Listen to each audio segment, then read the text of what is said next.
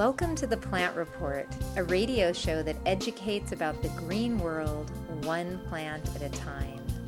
The Plant Report is a new educational resource about plants, herbal medicine, ethnobotany, and the human-plant relationship.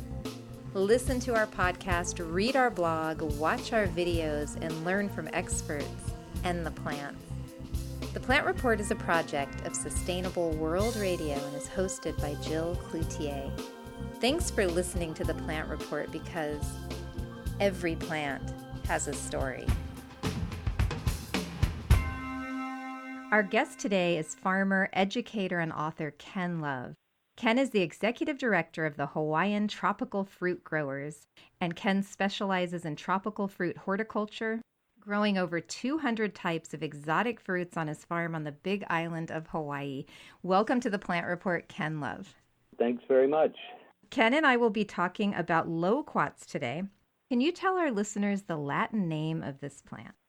If I could pronounce it correctly, which is always an issue. I get too many languages mixed up, but it is Eriobotrya japonica.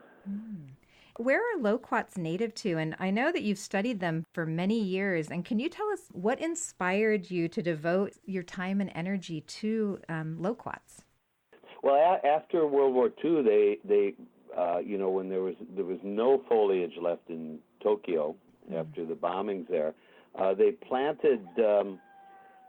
tried to re-landscape the city with a lot of edible trees, including loquat, which they call biwa, which comes from the Chinese pipa, and pipa is close to where it originated from. And actually, I have a story about the origin too. So it's let me start with that. Okay. There's a lot of history to loquat, and for 5,000 years ago, only the emperor and the royal family were allowed to eat loquat, because where they're the source of the origin of the tree in China is the same place where carp swimming in that particular river would swim up the waterfalls and get turned into dragons. And so the emperor figured, boy, if the carp are eating all these loquat falling in the water and going up and becoming dragons, I better not let the common folks eat them. My days would be numbered. Yeah. So for a long time, they weren't allowed to eat loquat, or pepa, as it's called. But, for me, coming originally from Chicago, I had no idea. I'd never heard of loquat. So I'm walking down the street. I think this is in '83. I'm walking down the street in Tokyo with my first partner there, Hiko.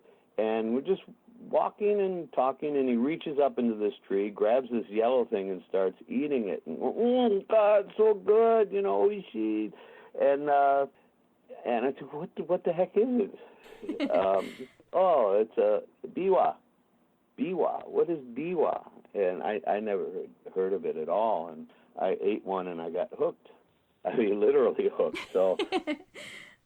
And hooked enough to study them, right, for a few years. Oh yeah, there's over 900 varieties of them. So it's pretty amazing. And the first medical textbook in Japan was in about 760, and the monk Kobodaishi brought it back from China and translated into Japanese, and it talked about how to use pipa or biwa or loquat as a medicinal. So to this day, you can't go into a Chinatown anywhere in the world. There's an herb store for medicinals, and you can always find loquat extract, which helps clear the lungs.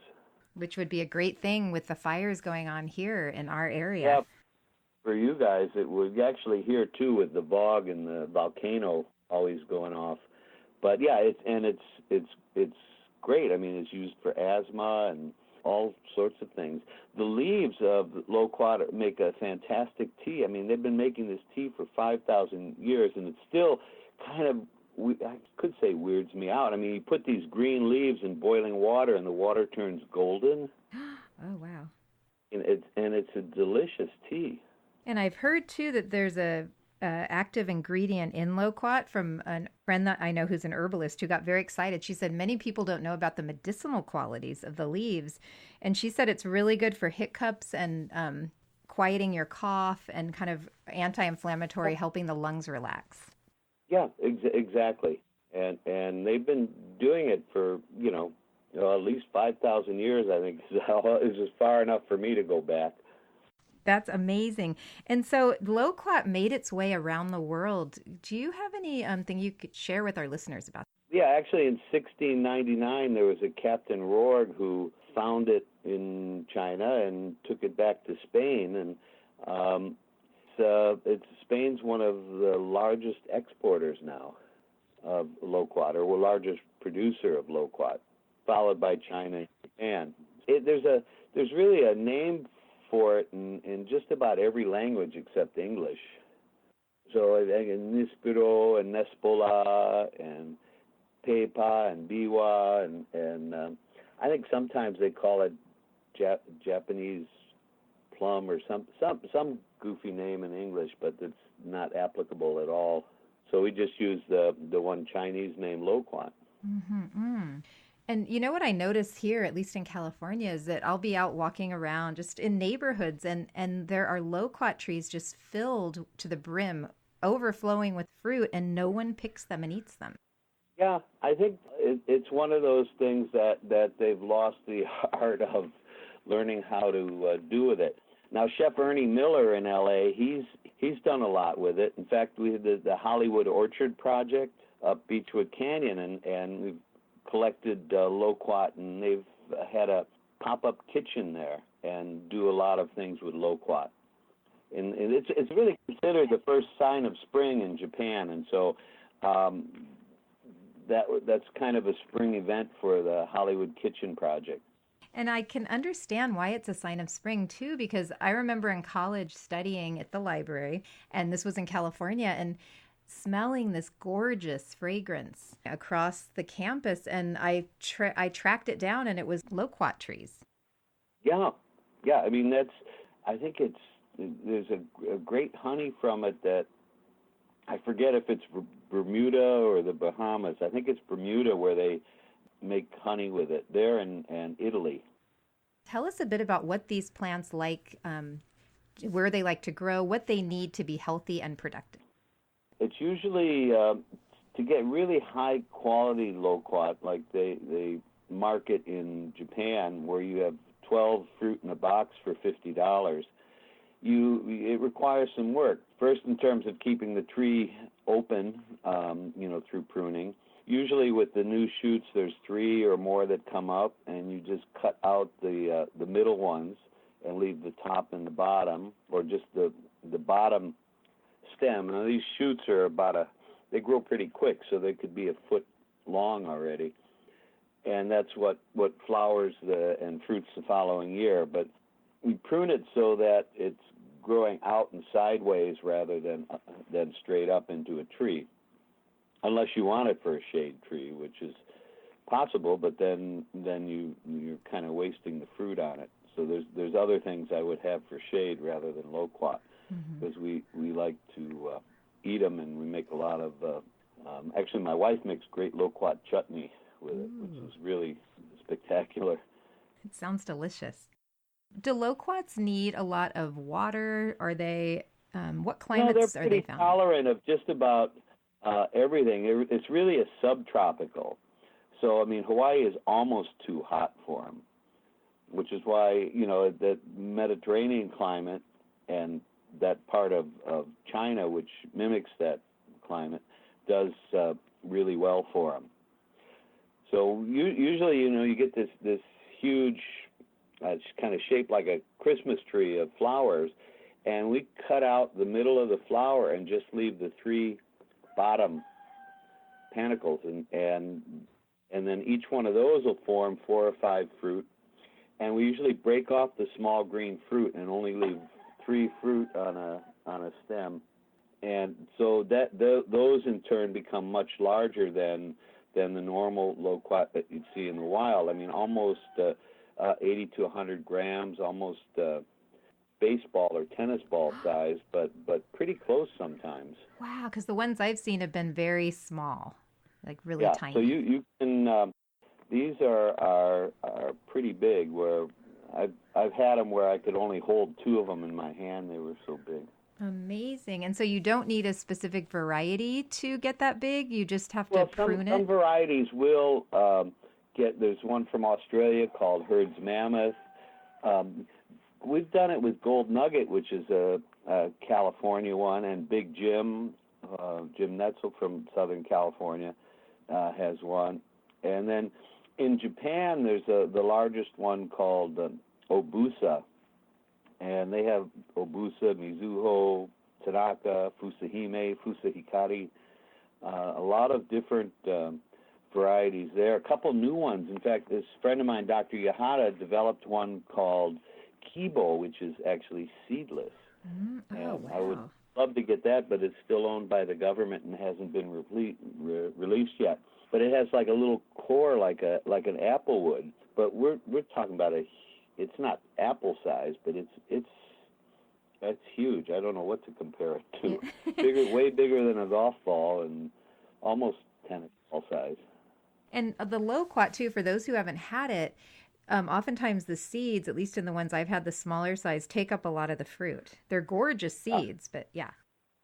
Yeah, the seed-to-meat ratio is not good on a lot of them, although some of the varieties are better than others. And it's one of the reasons for grafting loquat. I mean, you can grow them from the seed, and in 4 or 5 years, you'll even get, maybe even sooner in optimal circumstances, you'll get a fruit.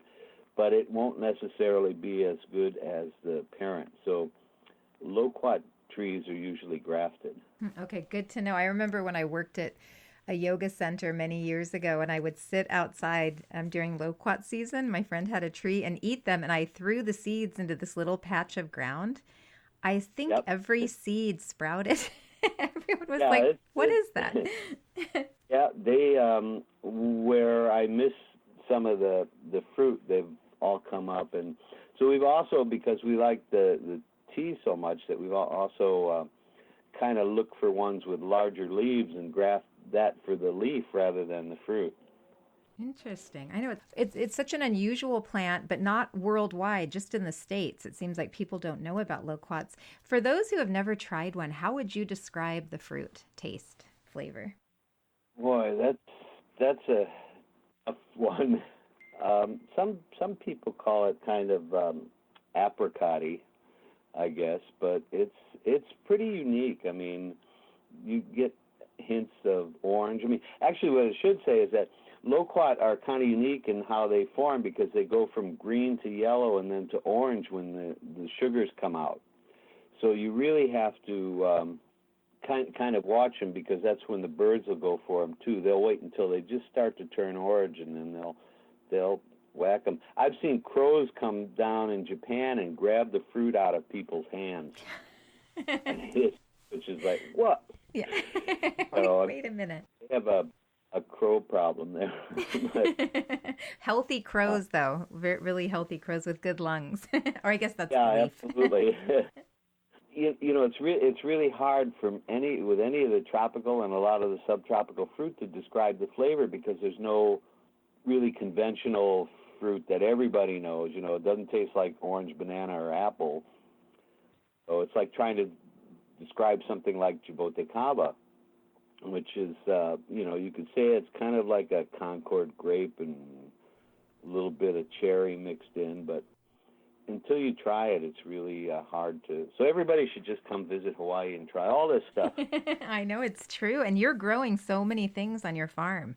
It just sounds beautiful there. And I heard you speak at the Heirloom Expo a couple of years ago, and you had a long list of fruit. It was very impressive of what you're growing in Hawaii. Yeah, that was the A to Z of weird fruit, I guess. So it was, or delicious fruit. There's so many, and there's really a lot of people within the CRFG, or California Rare Fruit Group too, that have a lot of these. A lot of the tropicals they can't do unless they have a greenhouse. So there are places down there where you can try a lot of things, but loquat would be pretty hard to find in the Midwest or in northern climates. Right, right. In California, though, it grows like a weed almost. And now I know more how to prune it so you get larger fruits. Now, the fruit itself, so once it's orange, that's when the sugar is out. And can you tell us a bit about the nutritional properties of this fruit? I think it's high in vitamin A. Is that right? There's a lot of different studies, and that's something I'd have to look up, because when you're growing 200 of them, it's kind of hard to keep track of all of it. I mean, calories are not too bad. So I think 100 grams of fruit are 47 to 50 calories, and it's got a fair amount of carbohydrates in it and a little fiber. Vitamin A is pretty high. I think I read that a few fruit give you, and it might have been from one of your studies, but just a few of the fruit can give you a high proportion of the vitamin A that you need daily, which is really great for your eyes. Yeah, and it's even lower than some other fruit like canistel or egg fruit. But the vitamin A, and I seem to recall it has a fair amount of potassium too. So it's delicious fruit and nutritious, which is an added plus. Yeah. You know, they keep marketing all these superfruit, but any fresh fruit is going to be beneficial. It doesn't really matter. Some are better than others, and some have other higher vitamins than others.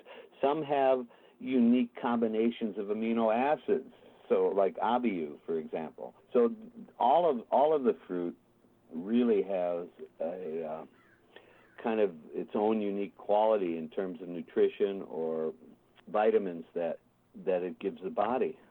And many micronutrients and things that we probably haven't discovered yet, that I think any fresh food offers us. Oh, yeah. I mean, manganese and magnesium and calcium get to be the common ones.